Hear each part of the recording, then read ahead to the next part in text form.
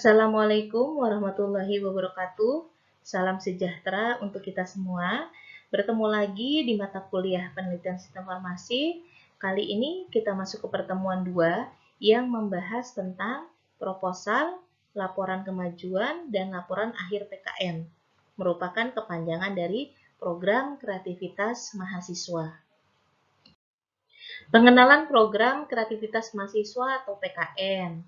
PKM merupakan salah satu wujud implementasi Tridharma Perguruan Tinggi yang diluncurkan oleh Direktorat Jenderal Pendidikan Tinggi pada tahun 2021 di bawah pengelolaan Direktorat Pembelajaran dan Kemahasiswaan atau BELMAWA.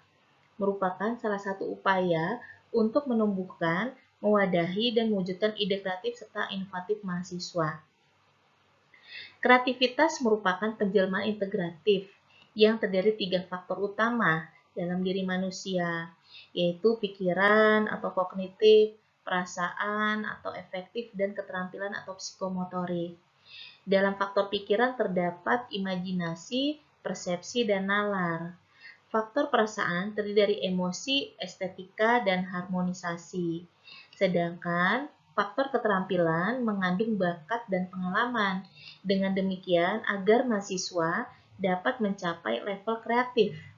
Ketiga faktor termasuk diupayakan agar optimal dalam sebuah kegiatan yang kita sebut dengan nama PKM atau Program Kreativitas Mahasiswa.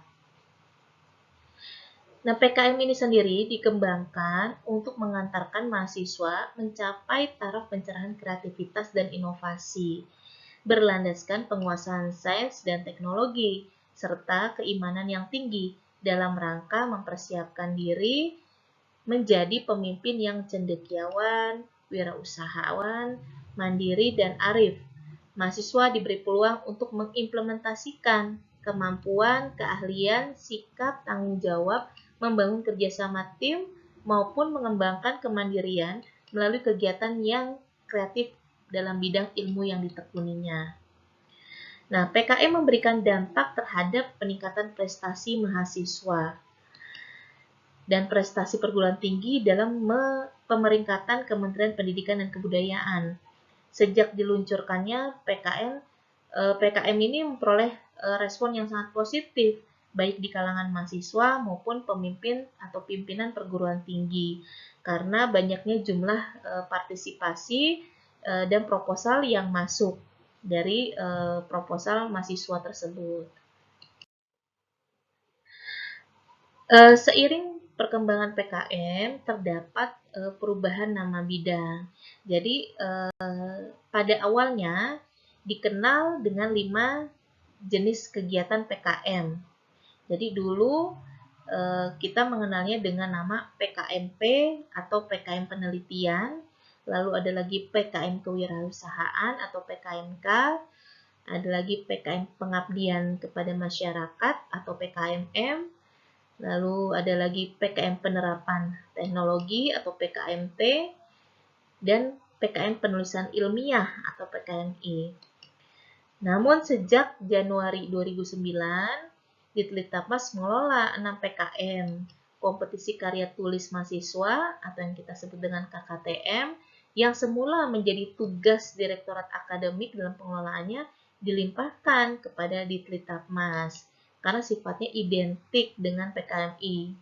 Nah, selanjutnya bersama dengan PKMI yang tadi dalam karya tulis atau PKMKT, nah dikandung 2 penulisan lagi, yaitu PKMAI atau artikel ilmiah dan PKM GT atau gagasan tertulis. Nah, selanjutnya PKMAI merupakan artikel hasil kegiatan tidak lagi ditampilkan dalam PIMNAS, namun dipublikasikan pada e-jurnal. Sedangkan PKMGT berpeluang didiskusikan dalam forum terbuka. Nah, diposisikan sebagai pengganti PKMAI di PIMNAS. Nah, pada tahun 2011, jumlah PKM bertambah menjadi 7 dengan diperkenalkannya bidang PKM Karsa Cipta. Nah, pada tahun 2015 terjadi alih kelola dari PKM Direktorat Penelitian dan Pengabdian kepada Masyarakat ya ke Direktorat Jenderal Pembelajaran Kemahasiswaan atau Ditjen Bilmawa pada tahun 2019. Nah, jadi perubahan yang terjadi ya dari awal sampai dengan sekarang, kalau kita lihat perubahan nama bidangnya di tahun 2021 ini ya, di tahun 2021 yang tadinya kita mengenal dengan nama PKMP diganti menjadi PKM Riset atau sekarang kita kenal dengan PKMR. Yang tadinya PKM Pengabdian kepada Masyarakat diubah namanya menjadi PKMPM. Lalu PKM Penerapan Teknologi ya yang dulu kita mengenalnya dengan PKMT berubah namanya menjadi PKM Penerapan Iptek atau PKMPI. Lalu ada lagi PKM Gagasan Futuristik, namanya tetap sama tetapi yang awalnya mengajukan video untuk dinilai dan mendapat insentif mulai tahun 2021 ini. Nah, lalu PKM Gitu mengajukan proposal pendanaan untuk bagi yang lolos didanai. Jadi ini adalah perubahan-perubahan yang terjadi di tahun 2021. Jadi hanya perubahan dari nama, dari PKMP menjadi PKM Riset, PKM M menjadi PKMPM, PKMP menjadi PKMPI atau Penerapan Iptek. Ya, kita lihat di sini ada tabel kriteria PKM. Nah, jadi sebelum mahasiswa memilih proposal PKM yang akan diajukan, hendaknya mengetahui terlebih dahulu jenis-jenis PKM tersebut. Nah, jadi apa sih fungsi dari PKM ini?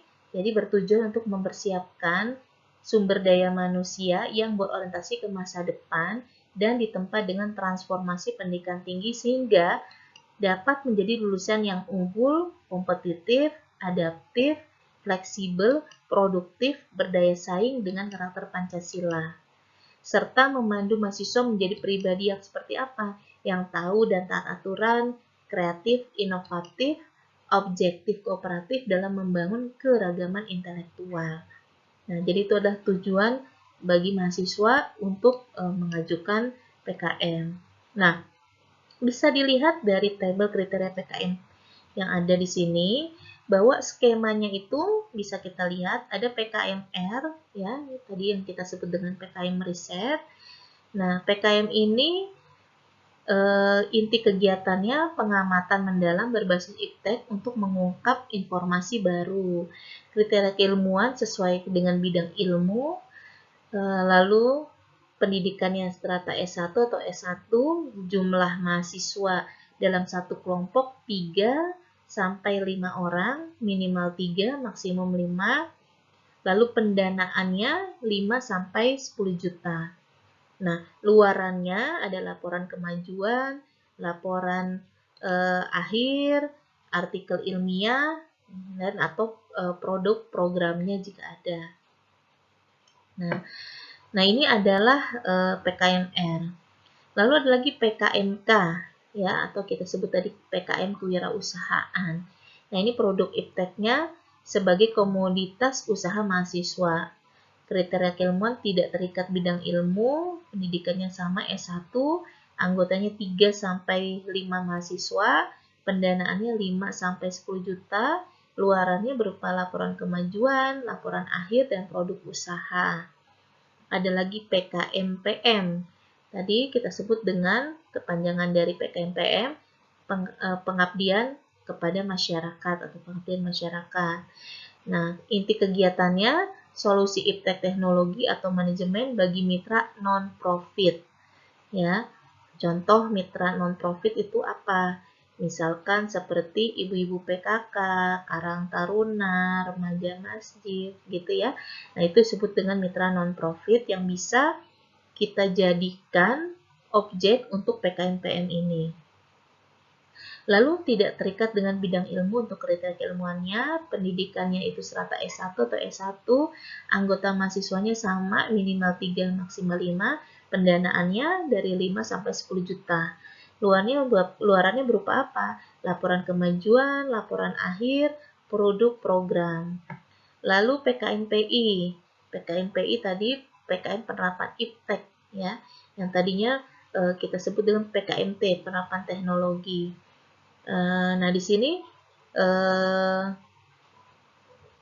inti kegiatannya yaitu solusi iptek, teknologi atau manajemen bagi mitra profit. Bagi mitra profit berarti sejenis badan usaha, ya bisa PT, CV atau usaha yang memiliki keuntungan, ya. Jadi beda dengan PKM PM tadi yang mitra non profit. Kriteria keilmuan sesuai bidang ilmu, lintas bidang dianjurkan. Lalu pendidikannya ada S1, anggota mahasiswanya 3-5 orang, pendanaannya 5-10 juta, luarannya ada laporan kemajuan, laporan akhir, dan produk program. Lalu ada lagi PKMKC atau Karsa Cipta, karya berupa hasil konstruksi karsa yang fungsional. Lalu kriteria ilmunya sesuai bidang ilmu, lintas bidang dianjurkan, lalu pendidikannya S1, anggota mahasiswa 3-5 orang, pendanaan 5-10 juta, luarannya laporan kemajuan, laporan akhir, prototipe atau produk fungsional. Lalu ada lagi PKMGFK, PKMGT, dan PKMAI, bisa dilihat sendiri ya. Lalu pengajuan pendanaannya pun disesuaikan dengan tabel ini. Nah, ini adalah jenis-jenis PKM yang bisa nanti diajukan untuk pembuatan proposal PKM. Berikut kita akan bahas mengenai jenis-jenis PKM yang ada.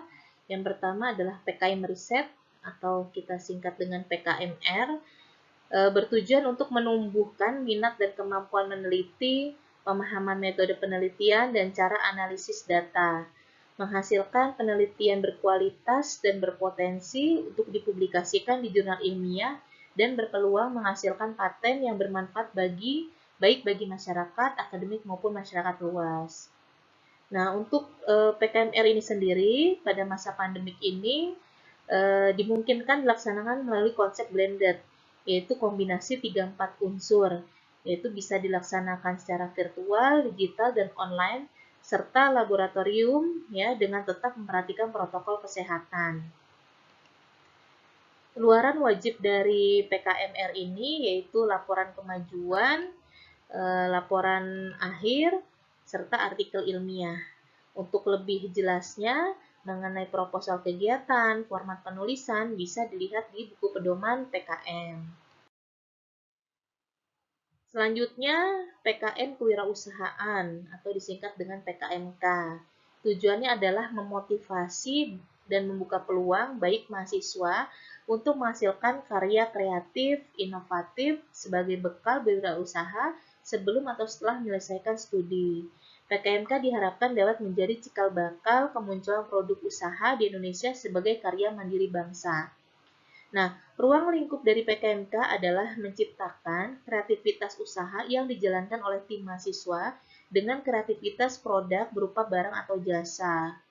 Pada dasarnya, PKMK lebih mengutamakan solusi tentang intelektual yang mendasari lahirnya komoditas usaha baru dan unik.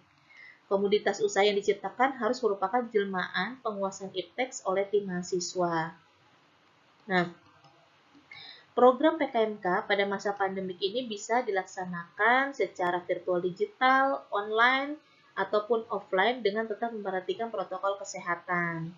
Luaran kegiatan PKMK berupa laporan kemajuan, laporan akhir, artikel ilmiah, maupun produk usaha. Nah, untuk lebih jelasnya mengenai proposal maupun format penulisan bisa dilihat di buku pedoman PKM. Berikut adalah contoh judul PKM kewirausahaan yang lolos ya tahun-tahun sebelumnya yang bisa dijadikan acuan sebagai sumber referensi juga ya untuk judul PKM kewirausahaan sesuai dengan bidang ilmunya ya. Nah, ini contohnya tote bag dalam dompet dengan motif Nusantara, solusi pengurangan kantong plas. Inovasi paket hadiah wisuda berbudaya sebagai upaya mencintai budaya, inovasi teknik shibori dan batik tulis pada produk baju dan tas sebagai tren fashion 2020. Nah, ini adalah contoh-contoh PKM yang lolos yang disesuaikan dengan bidang keilmuan masing-masing. Oke, selanjutnya kita akan bahas mengenai PKM jenis PKM yang lain yaitu PKM pengabdian kepada masyarakat atau biasa disebut dengan PKM-PM. Nah, tujuan dari PKM-PM ini apa? Yaitu memberikan pelajaran kepada mahasiswa tentang potret masyarakat mitra, menumbuhkan tenggang rasa dan solidaritas terhadap masalah yang dihadapi masyarakat mitra, menerapkan ilmu pengetahuan, teknologi, dan seni dalam menyelesaikan masalah tersebut. Nah, jadi PKM-PM ini ruang lingkupnya yaitu meliputi kewirausahaan masyarakat non-produktif untuk pembentukan wirausaha baru. Nah, masyarakat non-produktif yang dimaksud adalah misalkan seperti ibu-ibu PKK, Karang Taruna, remaja masjid gitu ya. Nah, itu bisa diambil objeknya untuk PKM-PM. Lalu yang kedua, penerapan ilmu pengetahuan, teknologi, dan seni untuk memecahkan persoalan atau memenuhi kebutuhan masyarakat. Nah, ruang lingkup PKM-PM yang lain itu apa? Pemberdayaan masyarakat untuk meningkatkan kualitas kehidupan masyarakat atau lingkungan, serta untuk pengabdian masyarakat lainnya. Nah, luaran dari PKM-PM yaitu yang pertama laporan kemajuan, laporan akhir, dan artikel ilmiah, serta produk program berupa buku pedoman pelaksanaan program. Nah, ini adalah luaran dari PKM-PM. Untuk lebih detailnya bisa dilihat sistematika proposal, format penulisan proposal pada buku PKM tahun 2021. Berikut contoh judul PKM-PM Mitra Non-Profit yang sudah pernah lolos ya dari PKM-PKM tahun sebelumnya. Misalkan sistem keamanan demam berdarah untuk meningkatkan partisipasi PSN oleh masyarakat. Lalu ada lagi pemanfaatan daun pepaya serta biji mahoni sebagai pestisida kebun organik di Desa Damar Wulan Kabupaten Kediri. Lalu ada lagi pelatihan public speaking untuk berdakwah santri dan santriwati Pondok Pesantren Anur Desa Purworejo Kabupaten Demak. Nah, jadi ini semua disesuaikan dengan bidang ilmu masing-masing ya. Nah, ini adalah contohnya. Ya, yang lain pembahasan mengenai PKM-PM yaitu tentang PKM penerapan IPTEK atau PKM-PI sekarang kita menyebutnya. Kalau dulu dikenal dengan PKM-T atau PKM penerapan teknologi ya.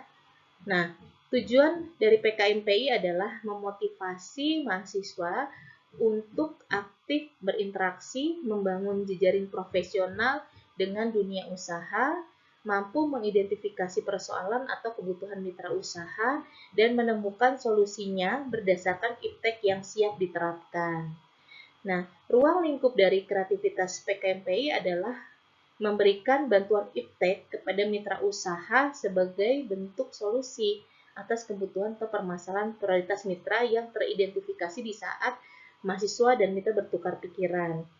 Nah, karena penerapan iptek ini mitra usahanya adalah mitra usaha produktif, berarti yang kita bisa ambil contohnya di sini adalah perusahaan-perusahaan baik itu CV atau PT ataupun dunia usaha yang produktif ya, mitra usahanya itu bisa kita ambil sebagai objek penelitian kita.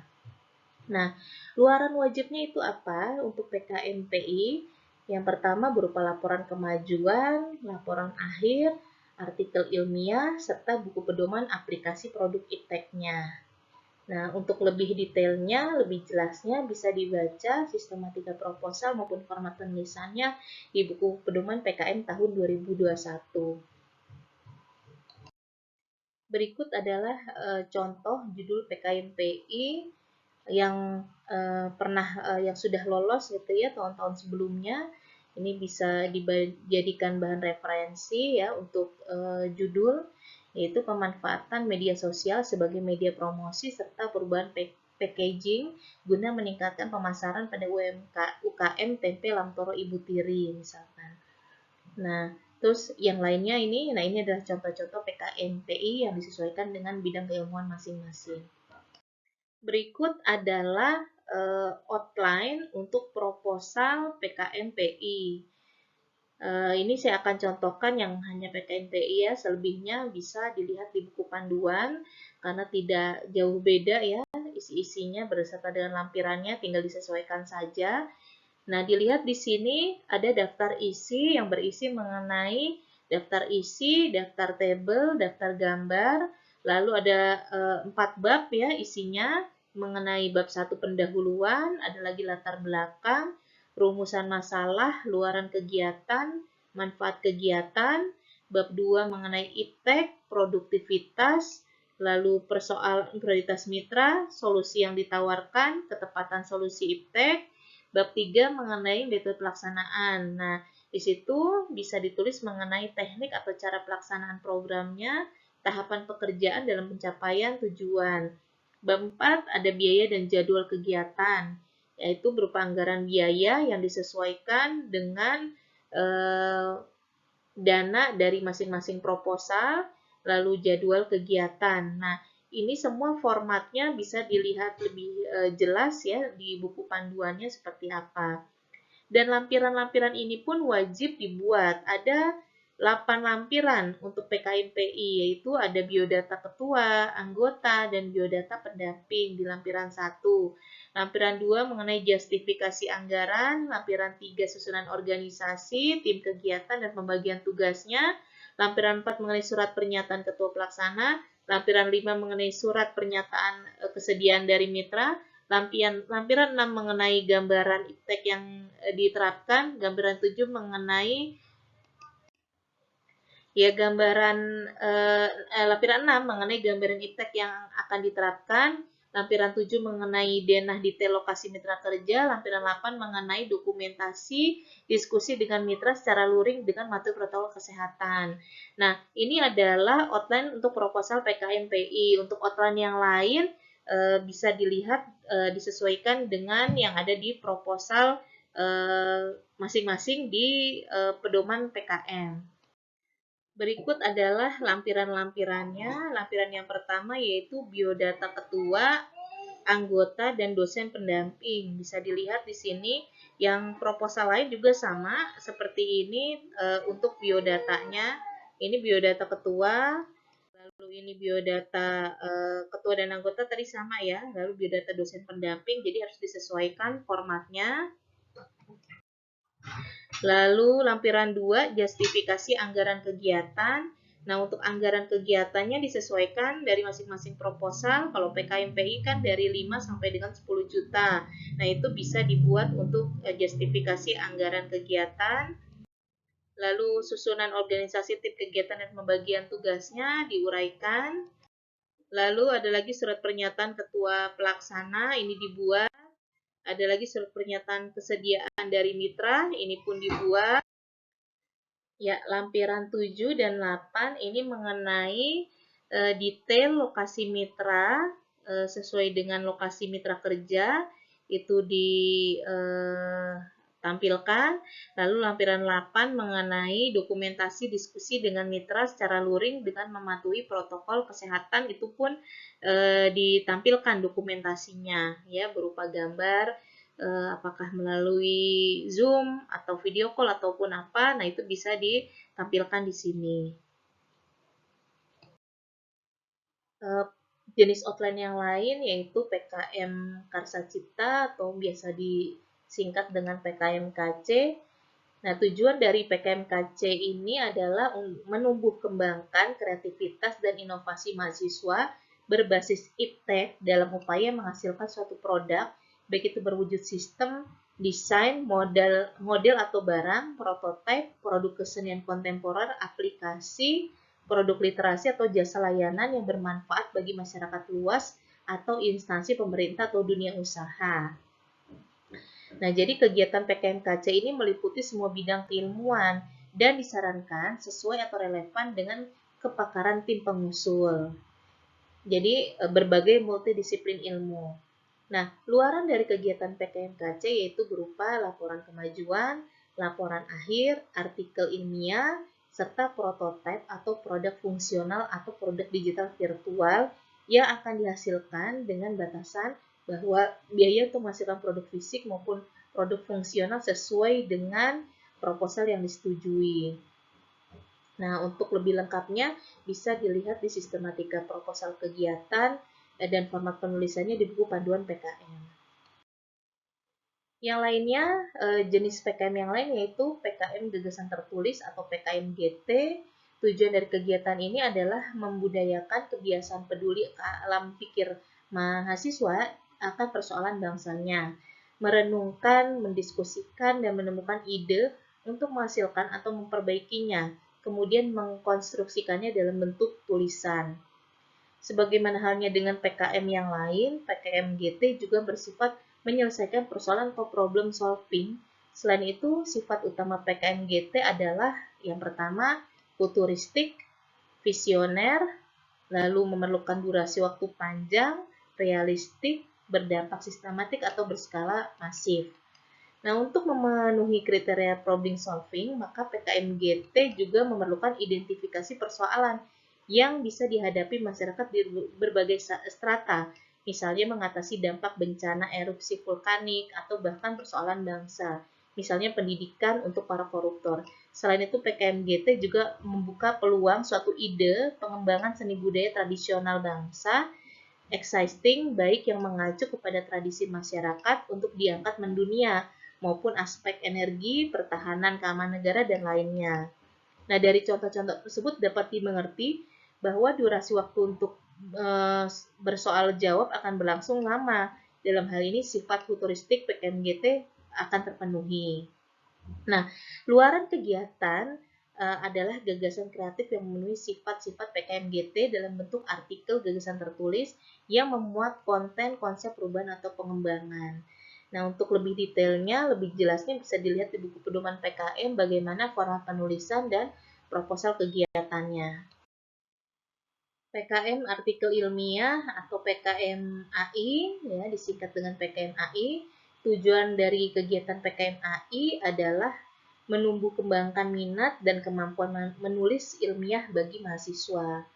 Jadi berbeda dengan ke-6 jenis PKM lainnya yang melibatkan pelaksanaan kegiatan fisik di laboratorium maupun lapangan, PKM AI tidak mengenal adanya kegiatan semacam itu.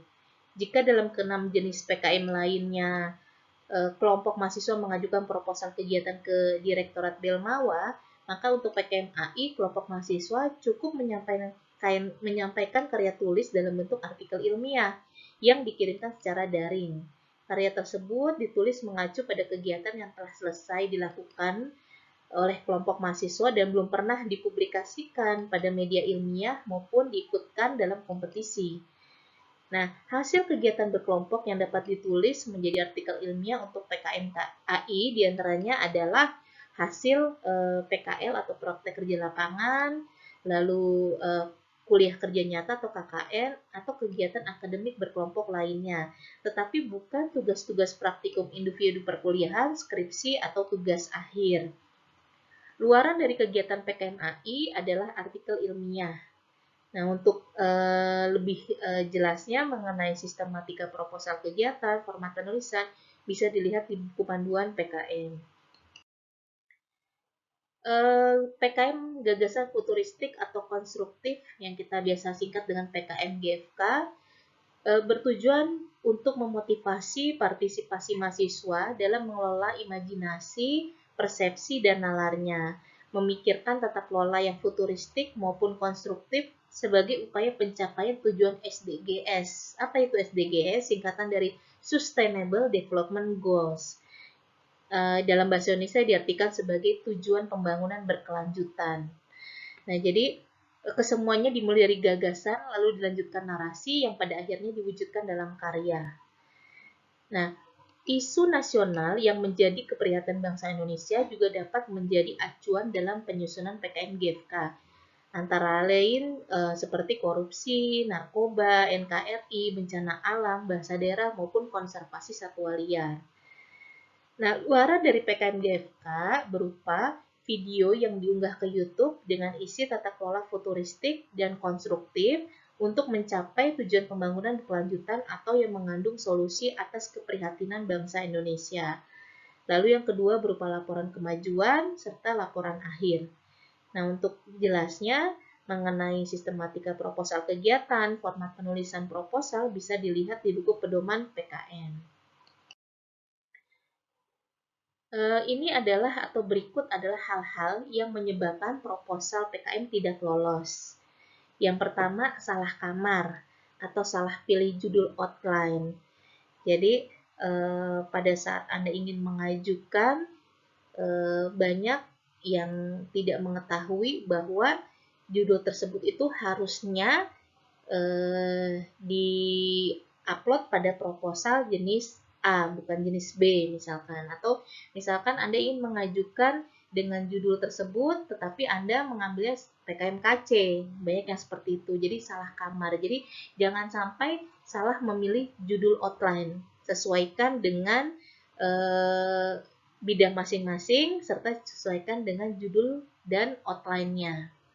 Lalu yang kedua, isi hanya menuliskan keinginan pengusul. Yang ketiga, metodologi tidak jelas atau tidak sesuai. Tidak ada unsur kreativitas, jumlah halaman melebihi ketentuan, cacat administrasi, pustaka tidak sesuai. Nah, jadi hal yang penting juga pada saat kita ingin mengajukan adalah apa yang tertera di buku pedoman PKM itu yang harus kita ikuti. Nah, ini salah satunya jumlah halaman melebihi ketentuan.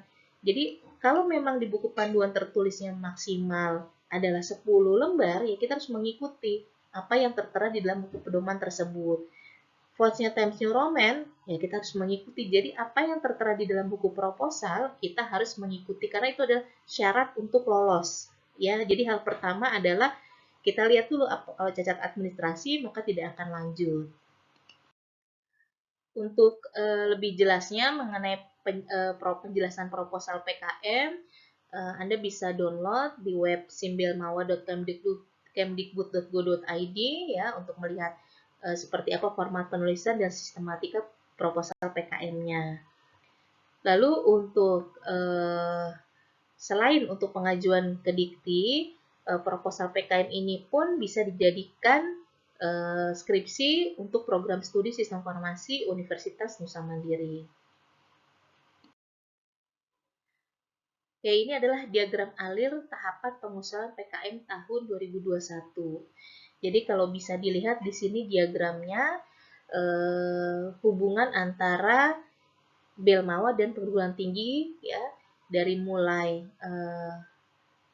penguploadan proposal sampai dengan penyeleksian serta tahap akhir lolos sampai dengan PIMNAS ya. Jadi jika dinyatakan lolos maka lanjut ke pembuatan laporan kemajuan, laporan akhir. Nah, bagi yang telah lolos semua dikumpulkan lalu diikut sertakan di dalam PIMNAS. Selanjutnya, laporan kemajuan PKM. Nah, jadi untuk laporan kemajuan PKM ini dilaksanakan jika proposal yang kita ajukan diterima. Nah, jadi syaratnya itu adalah jika lolos, maka kita harus membuat atau mengajukan laporan kemajuan PKM. Nah, untuk pelaksanaan penilaian kemajuan pelaksanaan PKM 5 bidang atau kita menyebutnya PKP 2 merupakan bagian tak terpisahkan dari hibah penugasan PKM. PKP 2 ya yang kita singkat dengan PKP 2 ini dijalankan untuk mengevaluasi sampai sejauh mana penerima penugasan PKM telah menjalankan kegiatannya. Diharapkan PKP 2 ini menjadi penjaminan mutu kualitas proses menuju PIMNAS. Nah, di samping itu, kegiatan PKP 2 ini juga dimaksudkan untuk mengetahui apakah kegiatan PKM yang dilaksanakan oleh mahasiswa tersebut setelah selesai, ya, lalu sebagai bentuk akuntabilitas ya mengenai hibah yang telah didapat. Setiap tim PKM 5 bidang yang dinyatakan layak didanai dapat segera melaksanakan kegiatannya. Nah, jika dalam pelaksanaan kegiatan PKM ada pergantian anggota tim, termasuk pergantian dosen pendamping, maka pergantian harus segera dilakukan sebelum pelaksanaan penilaian kemajuan PKM atau PKP 2 label MAWA. Khusus untuk PKMPM dan PKMPI, jika ada pergantian mitra program, maka segera dilakukan dari awal pelaksanaan. Pergantian ketua hanya boleh diganti oleh anggota satu timnya. Pergantian anggota tim ataupun mitra harus pengetahuan pimpinan guruan tinggi bidang kemahasiswaan dan dilaporkan secara tertulis ke Belmawa. Pelaksanaan kegiatan PKM harus dicatat dan diunggah ke Simbelmawa, ya, ke web Simbelmawa, yang sekaligus dapat digunakan sebagai sarana pelaporan kegiatan. Kegiatan yang harus diunggah mencakup catatan harian atau logbook, laporan kemajuan yang disertai penggunaan dana, bukti pendukung hasil pelaksanaan PKM berupa foto, video, atau dokumentasi lainnya. Laporan kemajuan akan dinilai dan menjadi salah satu komponen penilaian penetapan peserta PIMNAS. Nah, untuk lebih jelasnya bagaimana sistematika laporan kemajuan dan format penulisannya dapat dilihat di buku panduan PKM. Untuk laporan akhir PKM, nah ini setiap tim PKM 5 bidang wajib membuat laporan akhir dan artikel ilmiah, kegiatan secara tertulis dan mengunggahnya ke web Simbelmawa. Laporan akhir dan artikel ilmiah PKM 5 bidang merupakan syarat untuk pencairan tahap akhir dana kegiatan dan menjadi salah satu komponen penilaian kelas di PIMNAS. Tim yang tidak mengunggah laporan akhir dan artikel ilmiah sampai batas waktu yang ditentukan tidak dipertimbangkan sebagai peserta PIMNAS. Nah, bagaimana kriteria laporan kemajuan dan laporan akhir? Tiap tim pelaksana PKM 5 bidang diwajibkan membuat laporan kemajuan dan laporan akhir yang disahkan pimpinan perguruan tinggi bidang kemahasiswaan. Nah, untuk membuat laporan kemajuan dan laporan akhir, ditulis dengan huruf Times New Roman, ukuran 12 dengan jarak 1,15 spasi, kecuali ringkasan, jaraknya 1 spasi, dan ukuran kertas A4 maksimal adalah 10 halaman. Halaman inti tidak termasuk halaman sampul, jadi 10 halaman inti ini tidak termasuk halaman sampul, halaman pengesahan, daftar isi, daftar gambar, dan lampiran. Format laporan kemajuan dan laporan akhir mengikuti buku pedoman PKM buku 2 sampai dengan buku 7 tentang pedoman tiap-tiap bidang. Unggah laporan kemajuan dan laporan akhir.